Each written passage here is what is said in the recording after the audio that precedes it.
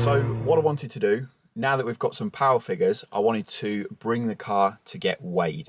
So I've brought it to Guglielmi Motorsport in Daventry to do exactly that. So we've just chucked it on the scales. What I'm going to do is quickly show you around the car and just squeeze out, because I haven't actually paid an awful lot of attention to weight saving with this car as such. So I'll just quickly show you in the boot. So we've taken the carpet out, for example, when we welded the T45 bar in, but there's not a lot of effort been made in terms of actual weight saving. Rear bench is still in. Obviously, when we took the OEM front seats out and replaced them with these X pads, there was a fair bit of saving there. The stock seats are pretty heavy, but obviously full dash, carpets, even the mats, door cards, everything.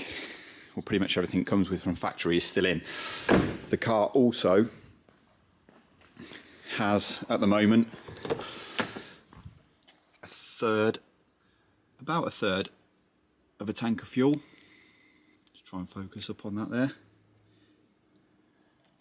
You can't see, there we go. So a third of a tank of VPower. And it's sat on the corner weights here. Obviously a lot of the hardware parts that we have bolted on, the big brake kit for example, bigger intercooler, bigger rads and things like that have all added a little bit more weight. So I'm going to go for a guess about 1550. But Si right here, I've got to get this beard in, look. Okay, I'm going to get you empty at 1457. And with yourself, are you ready for this? With me sat in? Yep, that's a 1537. Let's have a little look at them scales. So third of a tank of fuel, 1457. So we can now do some proper horsepower per tonne calculations with this little beast.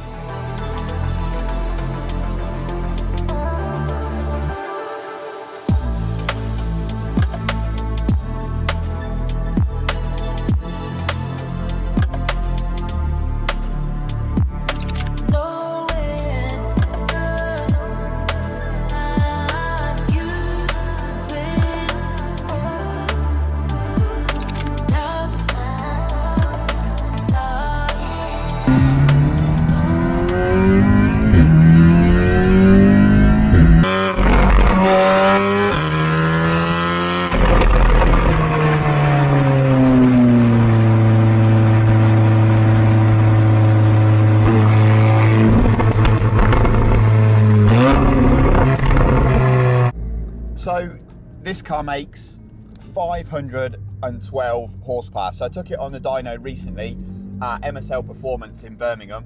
If you're watching this on YouTube, I'll link that video at the top of the screen so you can check it out. So 512 horse, so doing the calculations, that brings this car out at 351 horsepower per tonne. As an interesting comparison, although I've never taken the Evo 5 RS on the dyno, that makes 400 horsepower and it weighs 1,215 kilos. That actually brings that car out at 329 horsepower per tonne.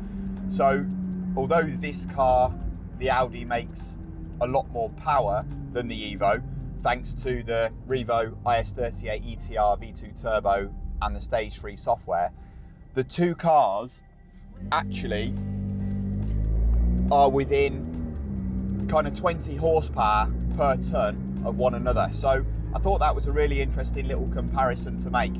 So I've got this car booked in at AKS Tuning this coming week for a few bits and pieces, and I've got another track day booked in December. So with the current situation taken into account, fingers crossed that will still go ahead. I'm going to get this car back out on track before the end of the year. So looking forward to that. Hope you enjoyed this video, guys. Don't forget to like, share and subscribe. Hopefully that's given you an insight into kind of the power and the performance and the weight of the car. I'll catch you in the next one. Cheers, guys.